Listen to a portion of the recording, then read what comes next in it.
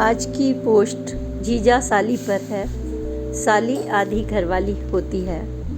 यह सुनते ही जूडो साली ने ऐसा सबक सिखाया कि शायद लोग जीजा कहना या साली कहना ही भूल जाएं। लेकिन क्या आपकी सोच भी ऐसी है कि साली आधी घरवाली होती है, या आप साली का नाम सुनते ही दांत निपोड़ने लगते हैं? तमाम साहित्य भरे पड़े हैं जीजा साली के जोक से, लेकिन आप क्या भूल जाते हैं अखबारों के वह पन्ने जिनमें जीजा साली को लेकर तमाम खूनी हत्याकांड, आत्महत्या और कलेश की तमाम घटनाएं थाने, पुलिस और महिला आयोग में भरी पड़ी हैं। आज इसी चिंतन को लेकर मैंने जीजा साली के रिश्ते पर यह पोस्ट समाज का आईना और आपके अनुभवों के साथ तैयार की है। कृपया इसको एक एक बिंदु से देखें और अपनी अनुभव अवश्य साझा करें कि आपकी इस बारे में क्या सोच है, क्या चिंतन की ज़रूरत है, क्या जाने अनजाने हम इस प्यारे से रिश्ते को खराब कर देते हैं।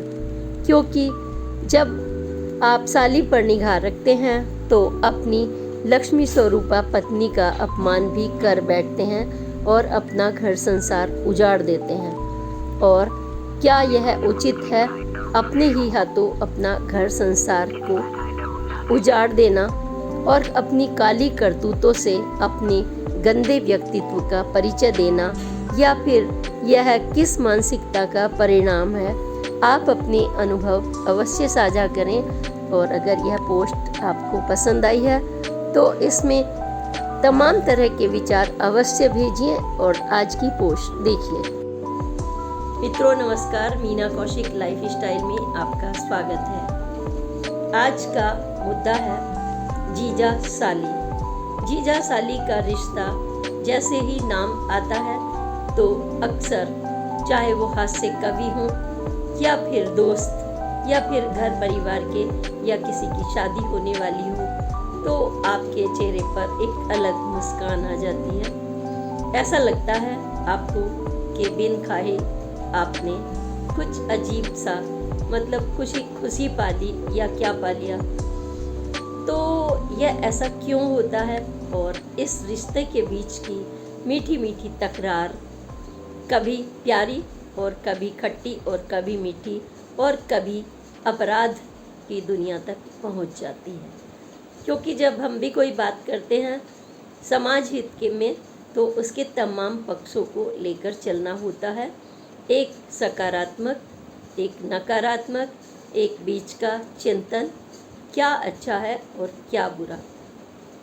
लेकिन कभी कभी कुछ चीज़ें हम ऐसी कर डालते हैं जाने अनजाने, जो लगता है किसी को चुभ जाए, या आप उस पर अटैकिंग वार में हो, या आपके कुछ गैर इरादे हों।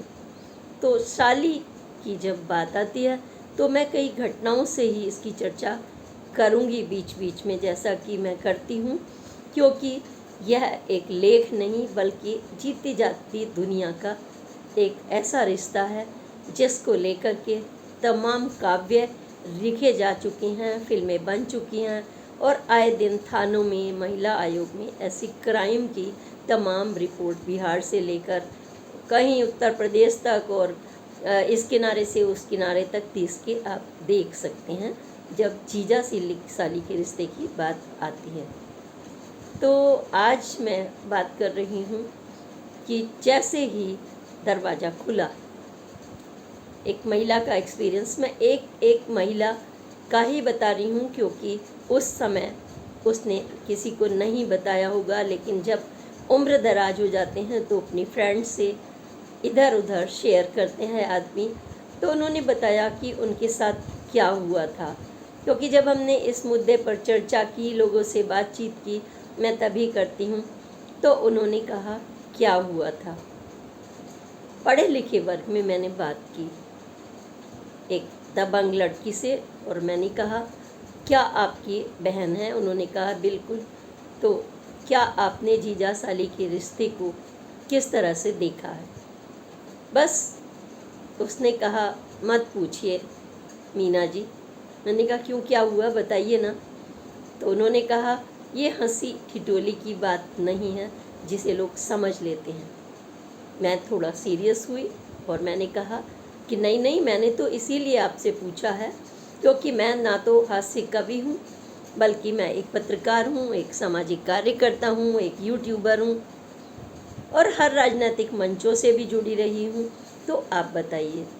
तो उन्होंने बताया, मतलब अपने दिल के पन्ने खोल डाले। उन्होंने कहा कि जब मेरी बहन की शादी हुई तो मैं पढ़ रही थी और मैं बीए की स्टूडेंट थी। तो उन्होंने कहा कि अक्सर लोग जो जाते हैं बहनों को लेने, भाई जाते हैं, चाचा जाते हैं, ताऊ जाते हैं। तो मैंने अपने घर में पेशकश की कि मैं पढ़ी लिखी हूँ, क्यों ना मैं ही ले आऊँ शादी के बाद अपनी बहन को। और उन्होंने बताया कि हम में कोई ज़्यादा अंतर नहीं था। कह रहे मैं पहुँची और मैंने ब्रीफ केस रखा। घर वाले आए और वहाँ एक दो कमरे थे, लेकिन मतलब सोच लीजिए कि पहली ही बार में क्या हुआ। मैंने कहा क्या हुआ, आप बताइए। कह रहे कि चाय न पानी, मतलब वो घर में बना रहे हैं इधर उधर, लेकिन जैसे ही मैंने कमरे में एंट्री की, साली आधी घरवाली होती है, कहते ही एक झटके से मेरा हाथ खींच लिया, महिला ने बताया। तो मैंने कहा किसने खींच लिया। कह रहे और कौन, आपने जीजा साली का ही जिक्र किया है ना। तो कहने लगे कि उन्होंने अपनी तरफ मुझे पूरी तरफ इतने झटके से खींचा, अब इतने, क्योंकि मुझे नहीं मालूम था वो ऐसी हरकत कर सकते हैं। और मैंने जो किया आप सोच भी नहीं सकते, क्योंकि मैं उनमें से नहीं हूँ जो अक्सर हंसी ठिठोली का पात्र बनकर अक्सर एक अंधेरी दुनिया में खो जाते हैं। मैंने पूछा क्या हुआ। तो उन्होंने कहा हुआ तो बहुत ख़राब था, लेकिन मैंने उसको संभाल लिया अपने दिमाग से। मैंने कहा बताइए, मेरी क्यूरियोसिटी भी बढ़ती जा रही थी। तो उन्होंने कहा कि दरअसल मेरे जीजाजी का मुकद्दर ख़राब था। मैंने कहा क्या हुआ। कह रहे उनका इंटेंशन तो गलत था, लेकिन मैं थी जूडो की। मेरे मम्मी पापा ने मुझे जूडो सिखाया था और मैंने जो ईंट का जवाब पत्थर से दिया, उन्होंने मुझे खींचा था और मैंने कलाई पकड़कर उनके जो हालत की थी आप सोच भी नहीं सकती, क्योंकि मैं नहीं चाहती थी, क्योंकि वो मजाक नहीं था, उनकी हरकत थी। और मैं लेने गई थी बहन को और मुझे लगा कि पहले तो सबको बता दूं, लेकिन अपने मम्मी पापा का ख्याल आया और बहन का ख्याल आया, तो उस समय मुझे चुप होना पड़ा। तो फिर मैंने पूछा आपने क्या किया। कह रहे आगे भी मैंने कुछ किया। बिल्कुल नॉर्मल हो गई और नॉर्मल होने के बाद अपनी बहन से बातें की, ससुराल में बातें की, फिर उनकी मम्मी से भी बातें की और चर्चा भी की। और चर्चा में बता दिया कि किस किस तरीके से कई बार होता है ऐसे ही मामूली ढंग से। लेकिन फिर बाद में चलते हुए मैंने अपनी जो बहन की सास थी उनसे पूछा क्या मैं जीजू से अकेले में बात कर सकती हूँ। लेकिन मेरे चेहरे पर एक क्रोध था, गुस्सा था। उसकी मम्मी अचानक डर सी गई थी, क्या हुआ। शायद वो अपने बेटे की हरकतों को जानती होंगी। उन्होंने कहा हाँ हाँ बेटा बात कर लीजिए, क्या हुआ। तो मैंने कहा कुछ नहीं। तो जब उन्होंने ऐसे कहा तो महिला ने बताया कि मैंने अंदर जाकर बोला अगर तूने मेरी बहन को एक हाथ भी लगाया तो तेरी हड्डी पसलियाँ तोड़ कर रख दूंगी। अब याद रखना कि जीजा साली का रिश्ता कैसा होता है, समझ गए। मैं पुलिस में रिपोर्ट नहीं करने वाली और तेरी हरकतों के ना तेरी माँ को बताने वाली हूँ ना तेरे बाप को। तो मैंने बोला कि आप में इतना साहस। हाँ, मुझ में इतना साहस। मैंने कहा ये कैसे आया। तो मेरे पापा ने और मम्मी ने मुझे शुरू से अवेयर कर रखा था कि किसी भी रिश्ते को लेकर अगर कोई आपको टच करने की कोशिश करे, बदतमीज़ी करे, तो उसकी शिकायत लेकर हमारे पास बाद में आना अगर तुम ना निपटा सको। अगर तुम ना निपटा सको और तुम निपटा सकती हो तो पहले ही झटके में ऐसा जवाब देना कि आगे वाला जिंदगी भर याद रखे। मुझे ये घटना सुनकर सचमुच में बहुत अच्छा लगा। एक पॉजिटिव सोच के साथ उस महिला ने इतने लंबे अरसे बाद अपने दिल के ये पन्ने खोले। तो अच्छा हुआ कि मैंने इस पर अपनी पोस्ट आज ये डाली है, क्योंकि अगर मैं उनसे नहीं पूछती तो वो कैसे बताती। कई ऐसे पन्ने दबे रह जाते हैं जो सकारात्मक समाज के सामने आने चाहिए कि किस किस तरीके से महिला स्वयं डील कर सकती है, वो रिश्तों का खिलौना ना बने और ना बनने दे, और ना ही उसके अंदर यह डर रहे मेरी बहन का क्या होगा, मेरे पिताजी का क्या होगा, समाज में लोग क्या कहेंगे।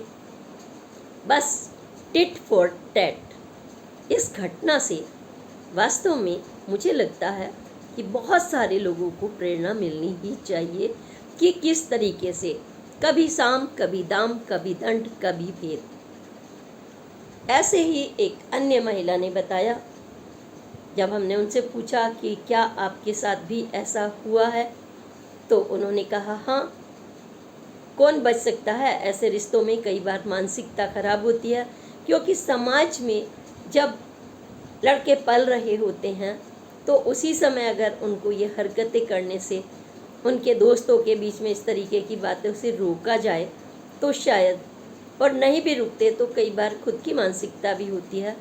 तो उन्होंने कहा कि छुट्टियां पड़ जाती थी और मेरी दीदी मुझे बुला लिया करती थी।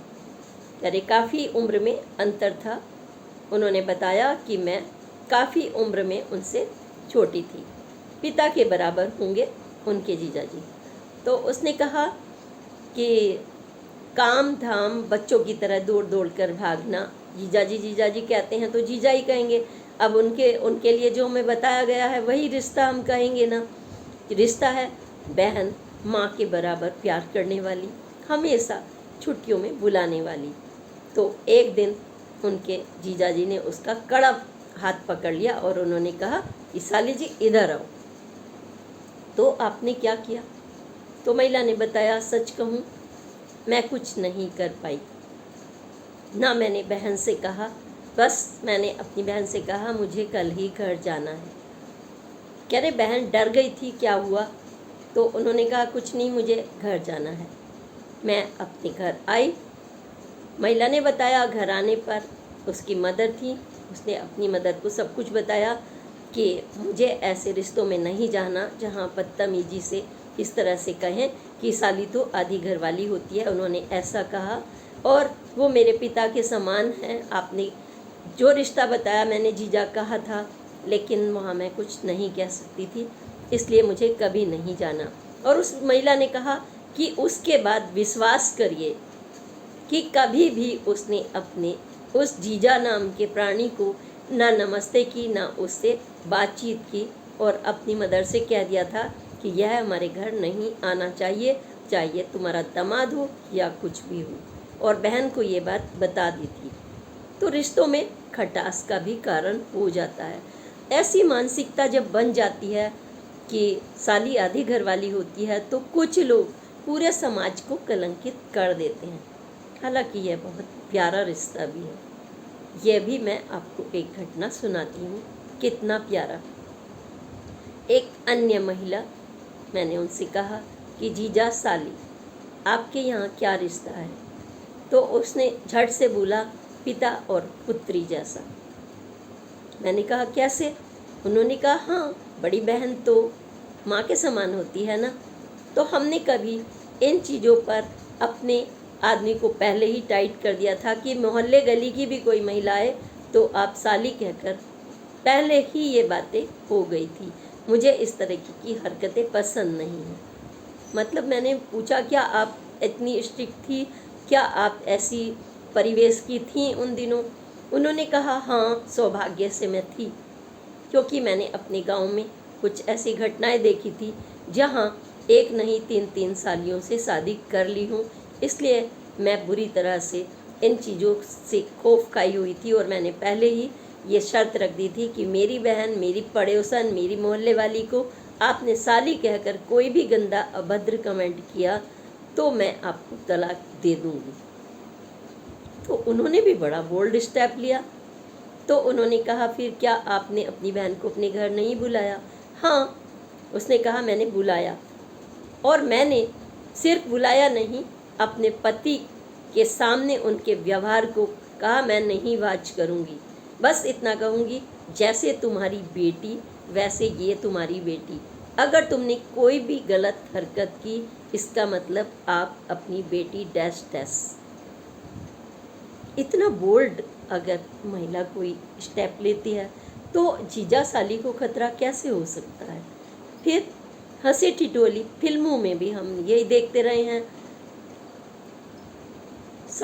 वो जीजी तेरा देवर दीवाना। देवर की तो बात चल सकती है, ठीक है, मौज मस्ती की उम्र होती है, लेकिन पहले ही दिन से जूता चुराने की या इन तमाम चीज़ों में ठिठोली करने के बाद कुछ ऐसी मानसिकताएं बनती रही है जिन्होंने इन चीज़ों को बढ़ावा दिया है। एक जो बुद्धिजीवी वर्ग है समय समय पर परिभाषाएं बदलती रहती हैं और उसका चिंतन करता है। इसका चिंतन आज भी करने की ज़रूरत है। क्यों ज़रूरत है भाई? रिश्ता है, बात भी करते हैं, मजाक भी करते हैं, लेकिन हाँ, मजाक की कुछ लिमिटेशंस होती हैं।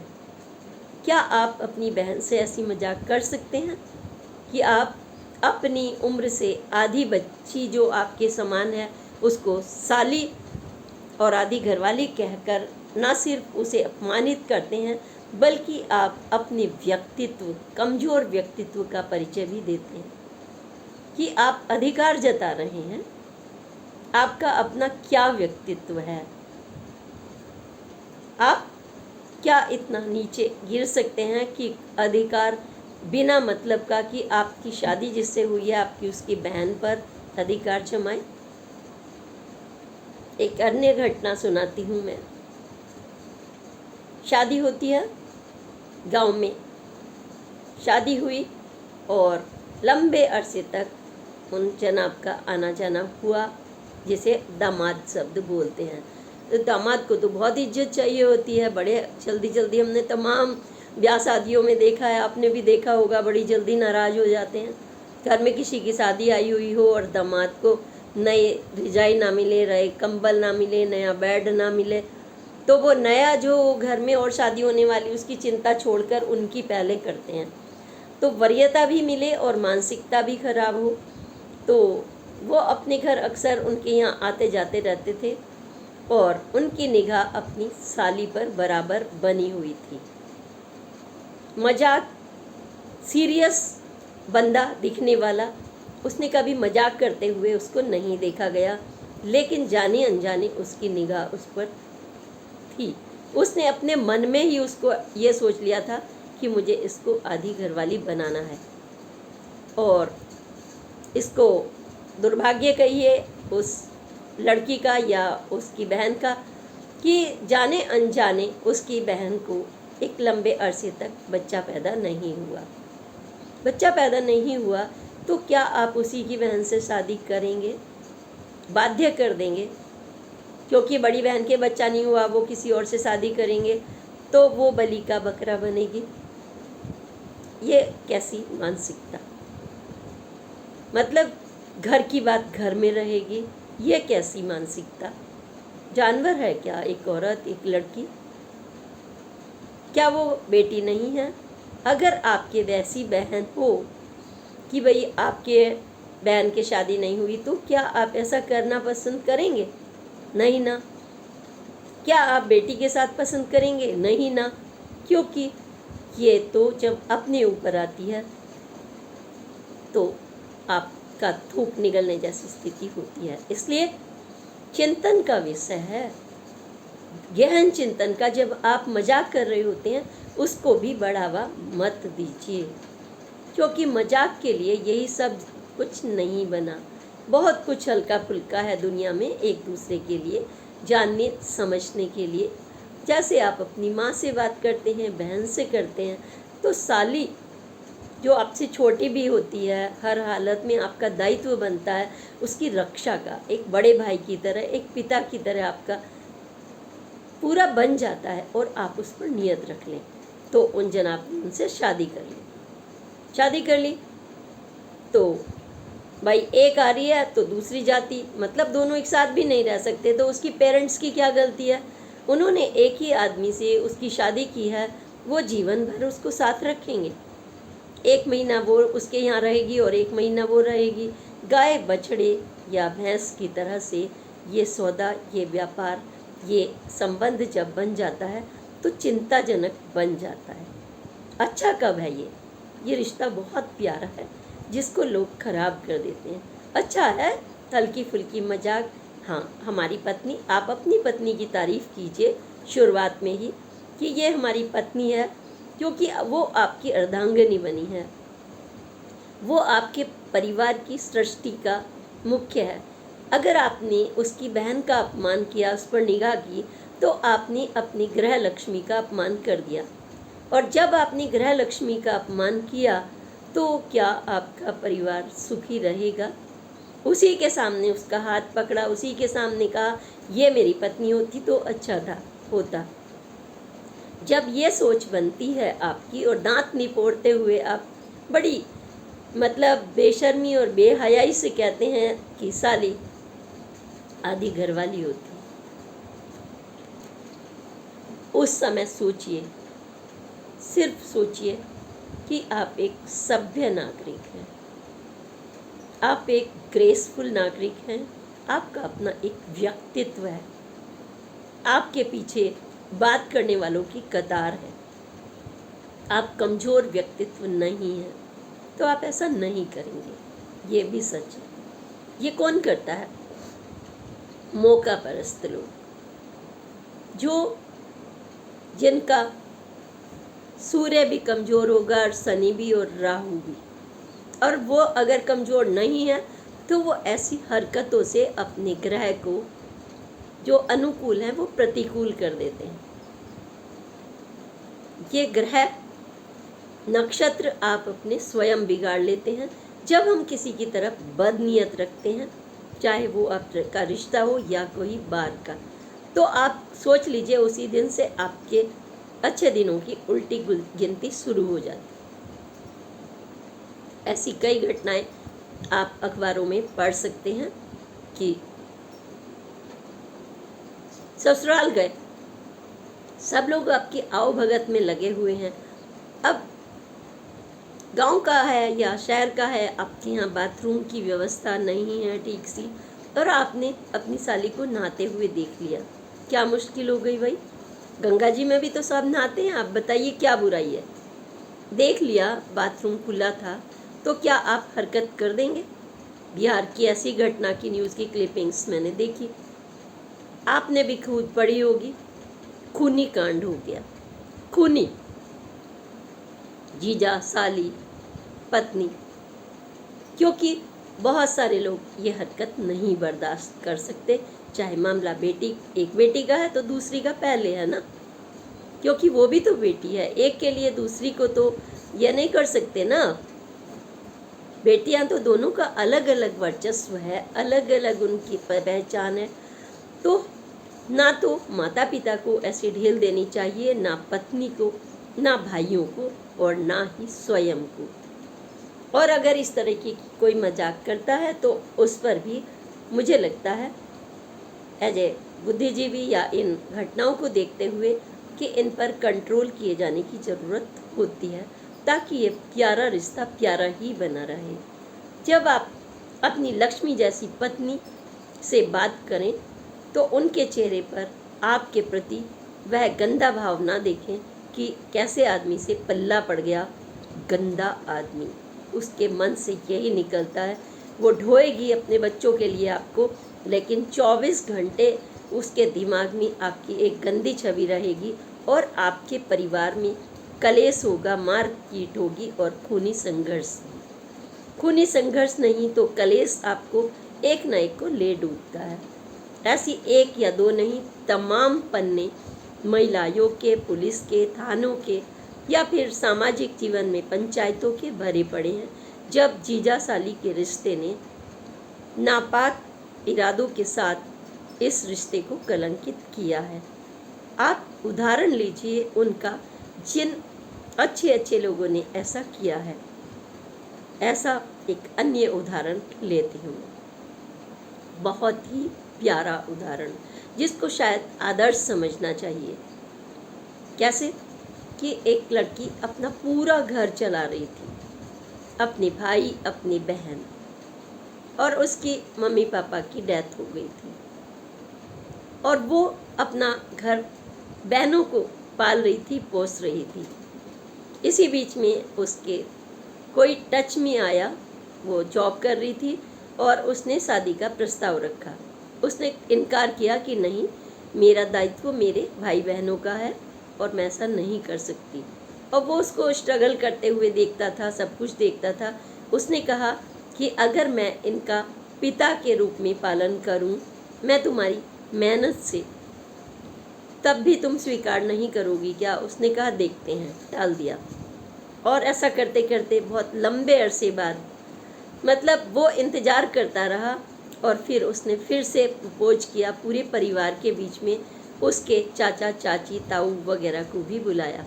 उसने कहा कि मैं इससे शादी इसलिए करना चाहता हूँ कि मुझे वास्तव में आपकी बेटी में एक वो स्थित्र, वो ममता, वो कर्तव्य निष्ठा दिखाई दी जो सचमुच में मुझे अपनी पत्नी में देखने के लिए मैं चाहता था।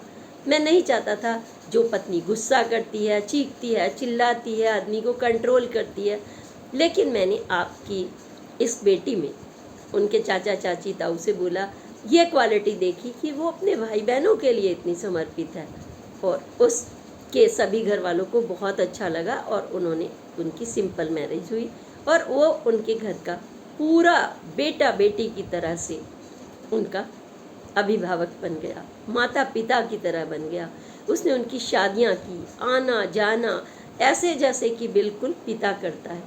उन्होंने यह भी कहा कि तुम मुझे जीजा नहीं कहोगी,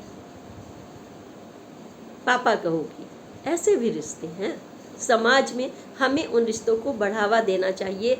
इसलिए यह मैंने पोस्ट आपके लिए तैयार की है कि अच्छे अच्छे रिश्तों को हम ना निकारें। ये बहुत प्यारा रिश्ता भी है, क्योंकि जो गृह लक्ष्मी आपकी आई है तो उसकी बहनें भी आपके लिए पूजनीय हो जाती हैं। मतलब उस चीज़ की निंदा होती है जो आप परंपरा रूढ़ियों के नाम पर गलत सलत अपना आचरण अपने हिसाब से लगाने लगते हैं।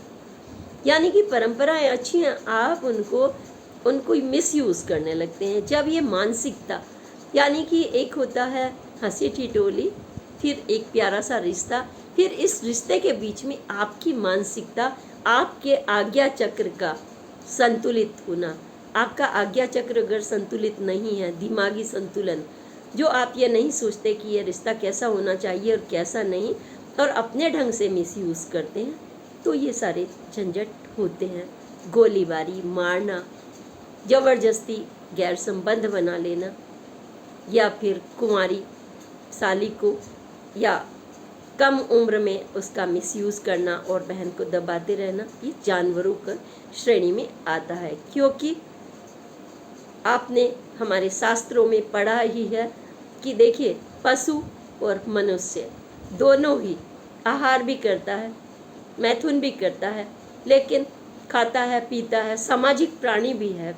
जानवर भी सामाजिक प्राणी है, वो भी झुंड में चलते हैं, लेकिन उनमें विवेक होता है। मनुष्य में अगर वो विवेक से काम नहीं लेता तो वह फिर जानवर की श्रेणी में होता है, और जानवर की श्रेणी का ना कोई सम्मान होता है, ना उसका अस्तित्व होता है। ग्रह चक्र उसको फिर उसी बदतर स्थिति में पहुंचा देते हैं जहां उसको पहुंचना चाहिए। प्रभु भी ऐसे व्यक्ति को माफ नहीं करते। एक अन्य उदाहरण लेती हूँ।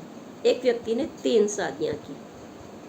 पहली कम उम्र में, मतलब इतनी कम उम्र में कि शायद बच्चा पैदा होने में ही उसकी डेथ हो गई।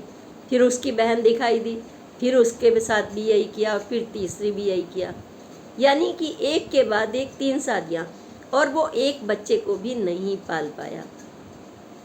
कोई ड्राइवर बन गया, किसी ने लोहे की छड़ियाँ बेचना शुरू कर दिया, कोई गंगा नदी में कूदकर जान दे दी। ऐसी भी घटनाएं दुर्भाग्यपूर्ण है। सामाजिक रूप से इन पर कंट्रोल की ज़रूरत होती है। और इसीलिए ऐसे आदमी को जब आप उपेक्षित करें, ऐसे आदमी को मान सम्मान नहीं दें जो जिसके इरादे ठीक नहीं होते, जो रिश्तों को कलंकित करता है, तब बस रिश्ते को रिश्ता रखिए, प्यारा सा रिश्ता। सभी रिश्ते प्यारे होते हैं, लेकिन मानसिकता जब खराब हो जाए तो समस्याएं, अपराध जन्म लेता है। और जब अपराध जन्म लेता है तो आप सोच सकते हैं उस घर का रखवाला कौन।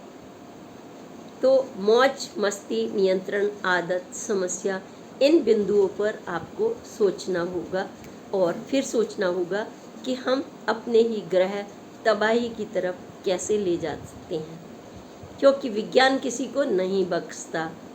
अगर आपने एक अणु का अणुबम बनाया है तो वो कहीं तो गिरेगा, और आपने उसका क्रिएटिव इस्तेमाल किया है अणु का, तो आप सोच लीजिए कि आप यहाँ से बैठकर सूर्य पर भी पहुँच सकते हैं और चंद्रमा पर भी। इस्तेमाल आपको सोचना होगा, रिश्तों की आपको कद्र करनी होगी, और रिश्तों की जो आदमी कद्र करता है उसका सौभाग्य के द्वार उसके लिए खुद खुल जाते हैं। हमारी जो भारतीय परंपरा है, इसमें स्त्री को सम्मान देने की प्रथा है। लक्ष्मी का और कन्याओं का अगर हम पूजन करते हैं तो वो एक आपके लिए आदर्श पहले से ही नियत करते हैं कि आपको ऐसा आचरण करना है। आज किसी की बहू बेटी है तो आपको ऐसा आचरण करना है, इसलिए ये परंपराएं बनी हैं। अगर हम परंपराएं भी निभा रहे हैं फिर भी मूर्खता कर रहे हैं तो ये गलत हो जाता है। तो हमें ये सोचना चाहिए कि किस किस तरीके से। अब एक और ऐसी राजधानी की बात है, मैंने देखा कि वहाँ पर भी उन्होंने 2 बहनों से शादी कर रखी थी। तो बच्चों से हमने पूछा ये कौन है, वो रहते थे नीचे खेलते थे, तो ये छोटी माँ ये बड़ी माँ।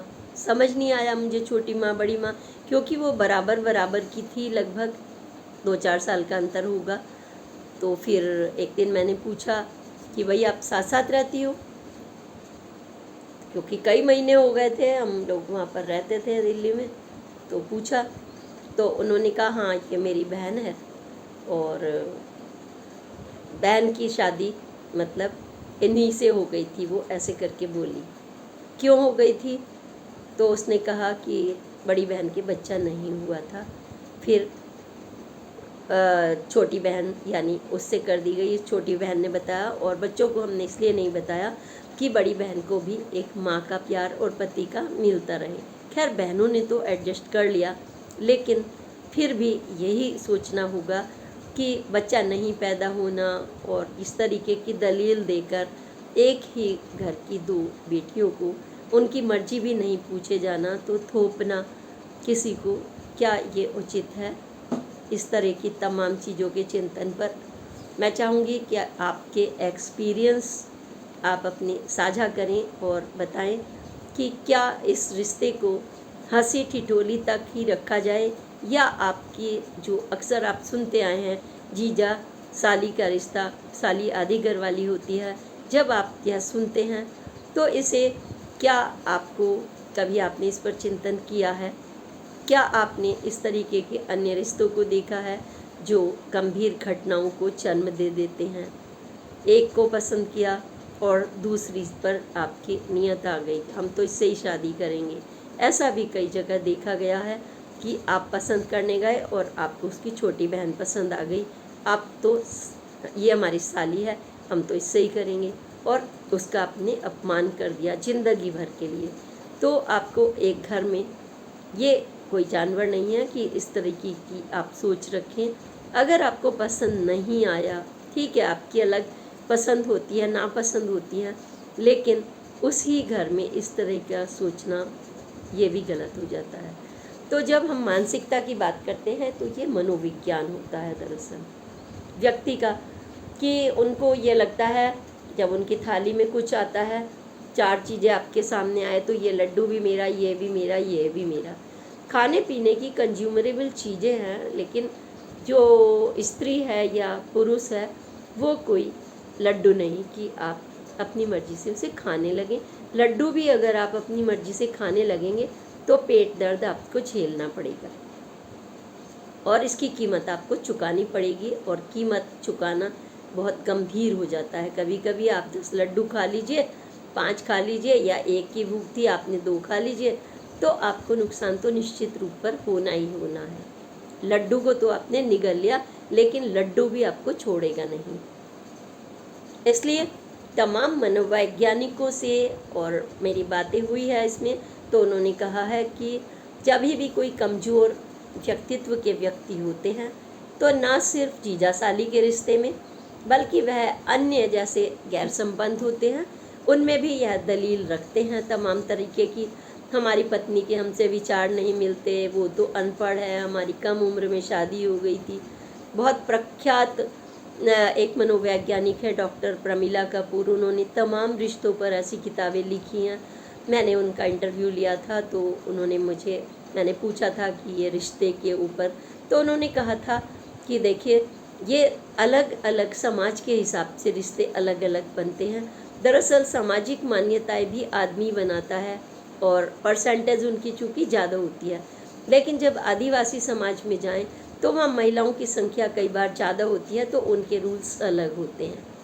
तो ये जब मेल डोमिनेटेड समाज होता आया है तो इसमें इस तरह की प्रथाएं रही हैं, और जब वो गैर संबंध रखते हैं तो दूसरे को ऐसे करके प्रभावित करते हैं कि ये अच्छी नहीं है, इससे जल्दी उम्र में शादी हो गई, तो वो अपने जो मनोवैज्ञानिक उसको प्रूव कर देना चाहते हैं कि हम सही हैं, और वो कुछ भी अपने मन का पाना चाहते हैं, और वो तब पाना चाहते हैं जब आपके अंदर खुद गट्स नहीं होते तो अधिकार जमाने लगते हैं।